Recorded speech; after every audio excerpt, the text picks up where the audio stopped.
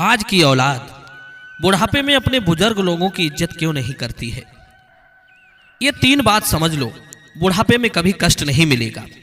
दर्शक बंधुओं, आज का ये कड़वा सच है, इसे झुठलाया नहीं जा सकता।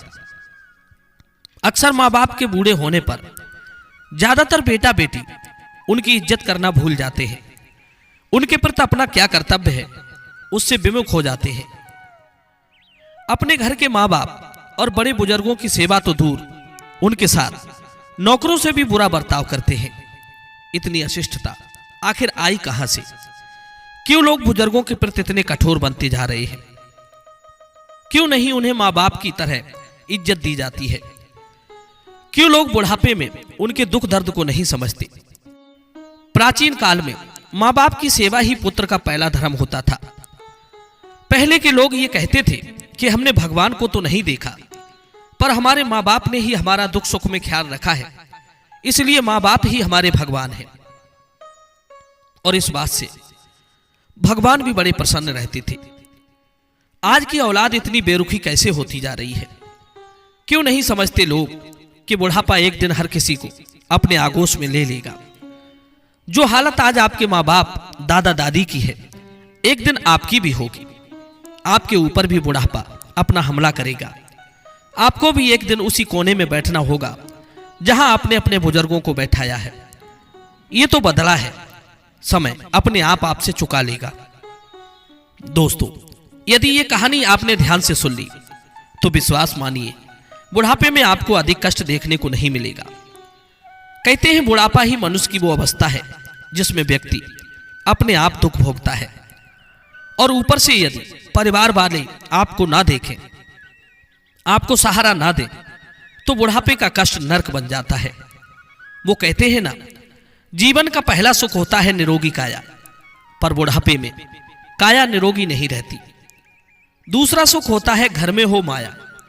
बुढ़ापे में धन कहां से आएगा जब कमाने की शक्ति नहीं बचेगी। तीजा सुख होता है सुलक्षणा नारी। तीसरा सुख भी बुढ़ापे में नहीं मिल पाता है, क्योंकि पत्नी भी उस समय वृद्ध हो जाती है या वो छोड़कर चली जाती है। चौथा सुख होता है सुत आज्ञाकारी। बुढ़ापे में यदि औलाद बात ना माने, आपकी देखरेख ना करे, तो काहे का सुख। इसीलिए बुढ़ापे में हमारा जीवन नरक बन जाता है। तो चलिए आज की कहानी शुरू करते हैं। ये कहानी आपको बहुत कुछ सिखाने वाली है। दर्शक बंधु, बहुत समय पहले की बात है।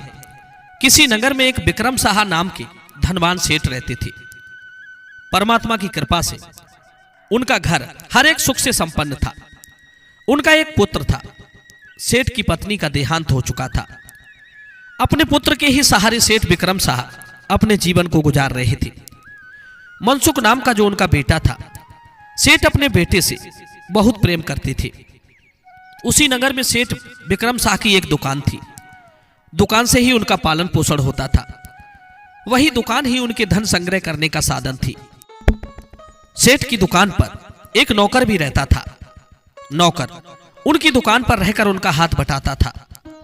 एक दिन की बात, सेठ अपनी दुकान पर बैठा हुआ था। कुछ लोग भी सेठ की दुकान पर बैठे हुए थे। तभी वहां सेठ का लड़का रोता हुआ आता है, और रोते रोते वो लड़का अपने पिता से कहता है, पिताजी मुझे बहुत अधिक चोट लगी है।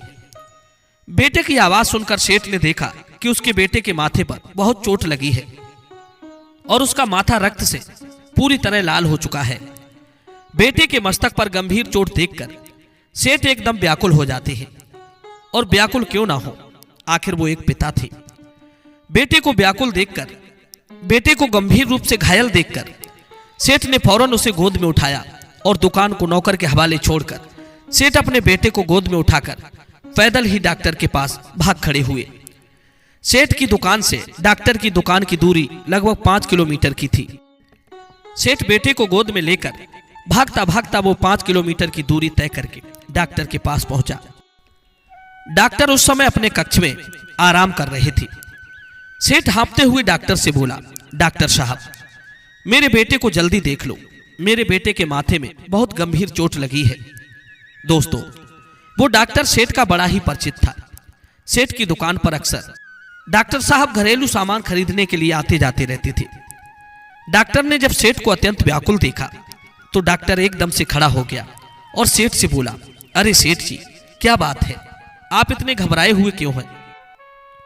आपका पूरा बदन पसीने से भीगा हुआ है, क्या कोई अनहोनी हो गई? सेठ अपनी लड़खड़ाती हुई जुबान से सारी बात डॉक्टर को बताता है कि उसके बेटे को बहुत गंभीर चोट लगी है, कृपया जल्दी चलकर आप उसे देख लो, उसका काफी रक्त बह चुका है। डॉक्टर ये सुनकर तुरंत सेठ के साथ चल देता है और सेठ के घायल बेटे के पास पहुंचा। डॉक्टर ने सेठ के बेटे की जख्म को देखा तो सेठ को धैर्य बताया कि परेशान होने की कोई बात नहीं है, चोट मामूली सी है, गिरने की वजह से माथे में थोड़ा घाव हो गया है, मैं इसका उपचार किए देता हूं, परेशान होने की कोई बात नहीं है, आपका बेटा जल्दी ही ठीक हो जाएगा। सेठ को अब भी बेचैनी बनी हुई थी। सेठ बार बार डॉक्टर से कहते हैं कि डॉक्टर साहब जरा ढंग से देखिए, बच्चे के मस्तक से काफी रक्त बह चुका है। डॉक्टर बोला, सेठ जी आप खामखा परेशान होते हैं, मैं मरहम पट्टी किए दे रहा हूं, आपका बेटा जल्दी ठीक हो जाएगा, परेशान होने की कोई बात नहीं है। सेठ बोला, डॉक्टर साहब आप पैसों की चिंता बिल्कुल मत कीजिए, चाहे कितनी ही महंगी दवाएं आए मैं उन्हें ले लूंगा, चाहे मेरी सारी संपत्ति बिककर बेटे के इलाज में लग जाए, लेकिन मेरा बच्चा ठीक हो जाना चाहिए। आप जरा महंगी महंगी दवाइयां लिखिए ताकि मेरा बेटा जल्दी से जल्दी ठीक हो सके। डॉक्टर ने फिर कहा, सेठ जी आप परेशान मत होइए, आपका बच्चा जल्दी से जल्दी ठीक हो जाएगा और फिर से पहले की तरह खेलने कूदने लगेगा। डॉक्टर ने सेठ के बच्चे का उपचार शुरू कर दिया, उसके घाव को साफ करके उस पर मरहम पट्टी कर दी और कुछ दवाइयां लिखकर दे दी। उसके बाद सेठ से कहा, सेठ जी अब आप अपने बच्चे को घर ले जा सकते हैं। सेठ बार बार भगवान से प्रार्थना करता हुआ अपने बच्चे को लेकर घर आ गया। इधर जब शाम को दुकान बंद करके सेठ का नौकर सेठ के घर पहुंचा तो उसने देखा कि सेठ का बेटा सो रहा है और सेठ अपने बेटे के पास बैठकर अपने हाथ से पंखा लेकर उसके ऊपर हवा कर रहे थे। एक पिता का बेटे के प्रति इतना प्रेम देखकर नौकर की आंखें छलक आई। सोचने लगा, हे परमात्मा ऐसा पिता हर किसी को प्राप्त हो। इधर जब नौकर सेठ के पास पहुंचा तो सेठ ने देखा कि सेठ जिस कुर्ते को पहने था उस पर खून के दाग लगे हुए थे। नौकर ने सेठ से कहा, मालिक आपके कुर्ते पर खून के दाग लगे हैं, आप एक काम करिए, आप इस कुर्ते को उतार कर मुझे दे दीजिए, मैं इसे धोकर साफ कर दूंगा। यदि इन दागों को साफ ना किया गया तो दाग कपड़े को कभी नहीं छोड़ेंगे और आपका इतना महंगा कुर्ता इन रक्त के दागों की वजह से खराब हो जाएगा।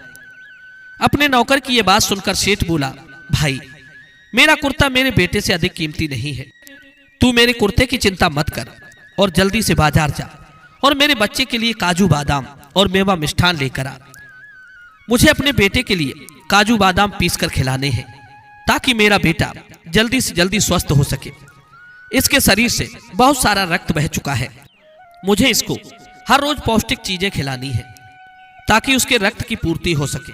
मित्रों, सेठ की बात सुनकर वो नौकर बाजार चला जाता है और बाजार से फलों का रस और मेवा मिष्ठान लेकर आता है। सेठ जी अपने पुत्र की मां की तरह सेवा कर रहे थे, उसे फलों का रस पिलाते हैं, दूध में डालकर काजू बादाम खिलाते हैं। धीरे धीरे सेठ के बेटे के जख्म ठीक होने लगे। सेठ पूरे दिन अपने बेटे के पास रहते थे, उसे एक पल के लिए भी कभी अकेला नहीं छोड़ा था। जब उनके पुत्र का जख्म पूरी तरह से भर गया तब सेठ को संतुष्टि मिली। उसके बाद सेठ ने अपनी दुकान पर जाना शुरू कर दिया। जब तक वो ठीक नहीं हो गया तब तक सेठ एक भी दिन दुकान पर नहीं गए थे। उन्हें सदैव अपने पुत्र की चिंता लगी रहती थी। मित्रों, धीरे धीरे वक्त बीता। वक्त के साथ सेठ का पुत्र भी बड़ा हो गया। जब वो शादी योग्य हो गया तो सेठ ने बड़ी धूमधाम से एक पढ़ी लिखी लड़की के साथ उसका विवाह कर दिया। सेठ की बहू घर में आ जाती है। अब तो सेठ की जिंदगी अपने बहू बेटों के साथ बड़े आनंद से कटने लगती है। शुरू शुरू में तो बेटे की बहू ने अपने पति और ससुर की बड़े अच्छे ढंग से सेवा की, उनका ठीक से ख्याल रखा। लेकिन जैसे जैसे वक्त बीता सेठ के पुत्र वधू के व्यवहार में भी बदलाव आने लगा। सेठ के साथ वो दिन पर दिन बुरा व्यवहार करने लगी, पर सेठ भी बहू के व्यवहार को समझ रहे थे। पर वो इस बात की चर्चा कभी किसी से नहीं करते थे और ना ही अपनी बहू के प्रति उनके मन में कभी नाराजगी आई। सेठ सोचते थे कोई बात नहीं, अभी ना समझ है, जब जिम्मेदारी आ जाएगी तो सब समझ में आ जाएगा। सेठ को लगता था कि उसके बहू बेटा ही तो हैं जो बुढ़ापे में उसका सहारा बनेगी। अभी तो मैं भी ठीक ठाक ही हूँ, बिना सहारे के रह सकता हूँ, तो मुझे क्या पड़ी है जो बहू और बेटा पर बोझ बनूं। यही सोचकर सेठ हरदम खुश रहता था। वो कभी अपने बहू और अपने बेटा से किसी बात का गिला शिकवा नहीं करता था। मित्रों, समय के साथ साथ सेठ बूढ़ा हो गया और ये तो आप जानते ही हैं कि चाहे कोई कितना ही सामर्थ्यवान रहा हो, पर बुढ़ापे में उसे किसी न किसी के सहारे की जरूरत पड़ती है। हर व्यक्ति एक दिन इस अवस्था को स्वीकार करता है। मित्रों, इधर समय के साथ सेठ पर बुढ़ापा आता गया और सेठ की दुकान दिन पर दिन बढ़ती चली गई। अब तो उसकी दुकान एक बड़े शोरूम में बदल गई। पूरे शहर में सेठ का शोरूम प्रसिद्ध हो गया। आए दिन उनके शोरूम पर ग्राहकों की भीड़ लगी रहती थी। अब तो उस दुकान को सेठ का बेटा संभालने लगा था। मित्रों, एक दिन की बात, सेठ और उसका बेटा साथ साथ बैठकर भोजन कर रहे थे, तो सेठ ने अपने बेटे से कहा, बेटा, अब तो आप सब लायक हो, दुकान भी अच्छी तरह से संभालते हो। मैं अब बूढ़ा हो चुका हूं, मुझसे अब कोई काम नहीं होगा, इसीलिए मैंने सोचा है कि क्यों ना आप सारी संपत्ति तुम्हारे नाम कर दूं और घर की तिजोरी की चाबी बहू को सौंप दूं। मित्रों, सेठ का यह प्रस्ताव सेठ के दोनों बहू और बेटों को बहुत अच्छा लगा। वे मन ही मन बहुत प्रसन्न होने लगे। मित्रों, अगले दिन सेठ ने अपनी सारी संपत्ति अपने बेटे के नाम करवा दी और घर की तिजोरी की चाबी बहू को सौंप दी और कहा, बहू, अब तुम पूरी तरह से घर की मालकिन बन गई हो और अच्छे से घर को चलाओ। और मुझे क्या चाहिए, समय से मुझे भोजन पानी देते रहना और मेरी देखभाल करते रहना। पिता की सारी संपत्ति बेटों की ही होती है। मित्रों, सेठ की बहू और बेटे ने सेठ से कहा, पिताजी, आप चिंता मत करिए, आप हमारे होते हुए तुम्हें क्या कष्ट हो सकता है, हम दोनों तुम्हारी अच्छे से देखभाल करेंगे। मित्रों, इधर सेठ की बहू मन ही मन बड़ी प्रसन्न होती है कि चलो अच्छा हुआ, अब मैं अपनी मनमर्जी से खर्च कर लूंगी, जैसे चाहूं वैसे कपड़े पहन सकूंगी, जो इच्छा होगी वो खा सकूंगी, जो मनमर्जी होगी वो खरीद सकूंगी। मित्रों, सेठ ने अपनी सारी जायदाद बेटे के नाम करने के बाद अगले दिन अपने नौकर के साथ अपनी दुकान पर जा रहा था। तब रास्ते में सेठ के नौकर ने सेठ से कहा, सेठ जी, क्या आप कहीं तीर्थ करने जा रहे हो?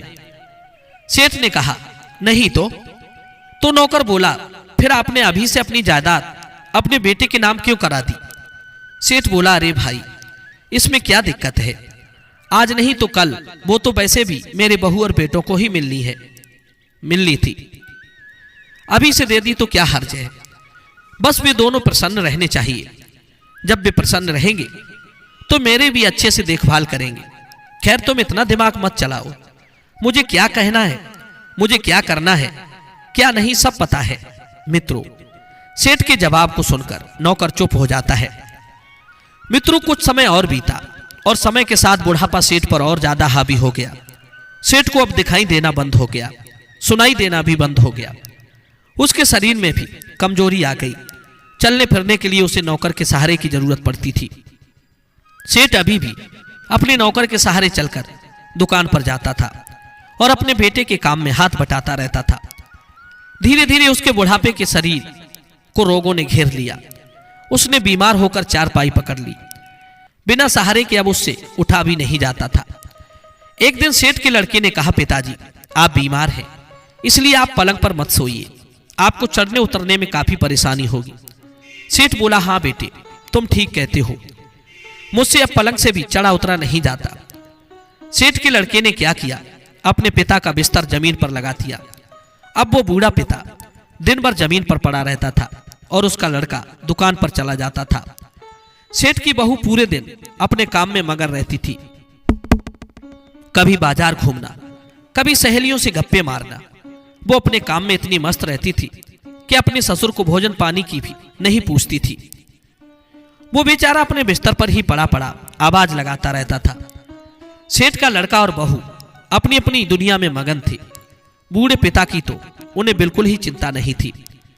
पूरे दिन वो दुकान पर रहता और शाम को जब घर पर आता तो अपनी पत्नी के साथ शहर में टहलने और खाने पीने के लिए चला जाता। उसकी पत्नी ने घर पर भोजन बनाना कम कर दिया। वो अपने पति के साथ जाकर रेस्टोरेंट में स्वादिष्ट खाना खाती थी और घर पर उसका बूढ़ा पिता उसके लिए 3 दिन पुरानी बासी रोटियां खाने को दे देती थी। बूढ़ा बाप अपने बेटे के आने का इंतजार करता रहता था, पर उस बेटे के पास अपने पिता से मिलने का समय नहीं था। जब कोई भी उसके पास उसका हालचाल पूछने नहीं जाता था तो पिता की आंखें भर आती थी और वो सोचने लगता था कि जिस बेटे को मैंने खिलाया पिलाया, उसे पढ़ाया लिखाया, उसके सुख दुख का पल पल ख्याल रखा, उस बेटे के पास मेरे लिए 2 मिनट का भी समय नहीं है। सेठ के बेटे ने और बहू ने तो उनके पास जाना ही छोड़ दिया था, पर सेठ का जो नौकर था वो अपने मालिक की बड़ी फिक्र रखता था। वो रोजाना दुकान पर जाने से पहले अपने मालिक के पास जरूर घूमने जाता था और उनका हालचाल पूछकर दुकान पर चला जाता था। कभी सेठ को कुछ चीज खाने की इच्छा होती थी तो वो शाम को लाकर सेठ को चुपचाप दे जाता था। चुपचाप इसलिए देता था ताकि सेठ की बहू उसे डांटे फटकारे नहीं। अगर वो देख लेती तो उसकी शिकायत अपने पति से करती कि हमारा नौकर पिताजी का परहेज बिगाड़ता है। एक दिन नौकर ने सेठ से पूछा, सेठ जी तुम्हें कोई परेशानी तो नहीं है? तो सेठ ने कहा, भाई वैसे तो कोई परेशानी नहीं है, लेकिन जमीन पर पड़े पड़े मेरी कमर अकड़ गई है, तुम मुझे उठाकर बैठा दो। मित्रों, नौकर ने सेठ को सहारा देकर उठाया और उन्हें थोड़ा टहलाया। उसके बाद फिर पलंग पर लिटा दिया और कहा, सेठ जी आप पलंग पर लेटिए, पलंग पर ज्यादा आराम मिलेगा। नौकर सेठ को पलंग पर लिटाकर दुकान पर चला जाता है। दोपहर के समय इधर सेठ जी को बहुत तेज प्यास लग रही थी। वे अपने बहू को आवाज लगाकर पानी मांग रहे थे, पर सेठ की बहू तो उस समय घर में ही नहीं थी। वो अपनी सहेलियों के साथ बाहर गप्पे मार रही थी। सेठ पानी मांगते मांगते थक गया। जब किसी ने उसे पानी नहीं दिया तो सेठ पानी पीने के लिए स्वयं ही चल दिया। सेठ पानी पीने के लिए जैसे ही पलंग से उठा तो उतरते समय सेठ एक ओर को लुढ़क गया। नीचे फरस था, फरस पर औंधे मुंह सेठ गिरा तो वहीं की वहीं पड़ा रह गया। उसके माथे में बहुत चोट लगी थी। उसके माथे से काफी रक्त बहने लगा। उधर सेठ के गिरने की आवाज सुनकर उसकी बहू भागकर अपने ससुर के कमरे में आती है तो उसने देखा कि उसका ससुर फरस पर औंधे मुंह पड़ा है। उसने अपने ससुर को तो उठाया नहीं, उल्टा उन पर बड़बड़ाने लगी कि बुढ़ा गिर गया, अब ठीक रहा, मर जाता तो अच्छा होता, जमीन पर लेटा दिया था सो इससे लेटा नहीं गया, तब तो इसकी कमर जकड़ गई थी, अब गिर गया, अब ठीक रहा। मित्रों, उसने फोन करके अपने पति को ये बात बताई कि आपके पिताजी पलंग से नीचे गिर गए हैं, उनके चोट लग गई है, उनके माथे में चोट लगी है, रक्त बह रहा है। सेठ के लड़के ने सुना तो उसने तुरंत अपने नौकर से कहा कि काका जी जल्दी घर जाइए, पिताजी बेड से नीचे गिर गए हैं, तुम उन्हें लेकर जल्दी अस्पताल पहुंचो, मैं दुकान बंद करके अस्पताल पहुंच जाऊंगा। मित्रों, नौकर भागा भागा घर पहुंचा। उसने जाकर देखा तो सेठ अभी भी उसी स्थान पर औंधे मुंह पड़े थे। सेठ की बहू ने उन्हें छुआ तक नहीं था। नौकर ने अपने मालिक को जैसे तैसे उठाया और अस्पताल ले गया। क्योंकि नौकर भी काफी बूढ़ा हो चुका था, फिर भी वो हिम्मत बांधकर उन्हें ले गया। इधर सेठ की बहू ने देखा कि सेठ जिस कालीन पर गिरा था वो कालीन रक्त से लाल हो गई थी, तो वो मुंह बनाती हुई बोली कि बुढ़े ने इतनी कीमती कालीन खराब कर दी। मित्रों, बूढ़ा नौकर अपने मालिक को कंधे पर डालकर अस्पताल ले गया। अस्पताल ले जाकर सेठ को दीवार के पास बैठा दिया और सेठ के बेटे को इधर उधर देखने लगा, पर सेठ का लड़का वहां कहीं भी नजर नहीं आया। तब नौकर ने उसे फोन लगाया और कहा कि आप कहां हो, आपके पिताजी को काफी चोट लगी है, जल्दी अस्पताल पहुंचिए। तब सेठ का लड़का उधर से कहता है, काका आप पिताजी को दिखाइए, अभी दुकान पर कुछ ग्राहक खड़े हैं, मैं इन्हें निपटाकर और घर पर एक नई कालीन पहुंचाकर अभी अस्पताल पहुंचता हूं। मित्रों, नौकर अस्पताल के बाहर बैठकर उसके आने का इंतजार करने लगा। सोचने लगा कि एक दिन वो भी था जब सेठ के बेटे को चोट लगी थी तो हमारे मालिक उसे पैदल ही अस्पताल लेकर भाग आए थे। आधे घंटे की दूरी तब उस समय उन्होंने 10 मिनट में तय की थी, लेकिन ये लड़का गाड़ी से है फिर भी 1 घंटे में अस्पताल नहीं पहुंचा। क्या जमाना आ गया है। मित्रों, लगभग 1-1.5 घंटे बाद सेठ का लड़का अस्पताल आता है और तब उसने अपने पिता को डॉक्टर को दिखाया। डॉक्टर ने जब सेठ का जख्म देखा तो कहने लगा, अरे भाई, इन्हें तो बहुत चोट लगी है, इन्हें अस्पताल में भर्ती करना पड़ेगा। डॉक्टर की बात सुनकर सेठ का लड़का बोला, अरे डॉक्टर साहब, आप इन्हें भर्ती मत करिए, ऐसे ही इनके घाव पर बरहम पट्टी करके दवाइयां दे दीजिए। अगर इन्हें भर्ती कर लिया तो मुझे इनके साथ अस्पताल में रहना पड़ेगा और इस वजह से मैं अपनी दुकान भी ठीक से नहीं खोल पाऊंगा और घर भी नहीं पहुंच पाऊंगा। मेरी पत्नी मेरे बिना नहीं रह पाती है। आप इन्हें भर्ती ना करके ऐसे ही दवाइयां दे दीजिए। डॉक्टर ने कहा, ठीक है, मैं इनकी मरहम पट्टी करके कुछ दवाइयां लिख देता हूं। दवाइयां थोड़ी महंगी जरूर आएंगी, पर आपके पिता जल्दी ठीक हो जाएंगे। डॉक्टर की बात सुनकर लड़का बोला, अरे डॉक्टर साहब, इतनी महंगी दवाई लिखने की क्या जरूरत है, दवाइयां थोड़ी सस्ती लिख दीजिए। 4-5 दिन की जगह ठीक होने में इन्हें 10-12 दिन लग जाएंगे। कौन सा इनके बिना कोई काम रुकता है, पूरे दिन तो वैसे भी पड़े ही रहते हैं।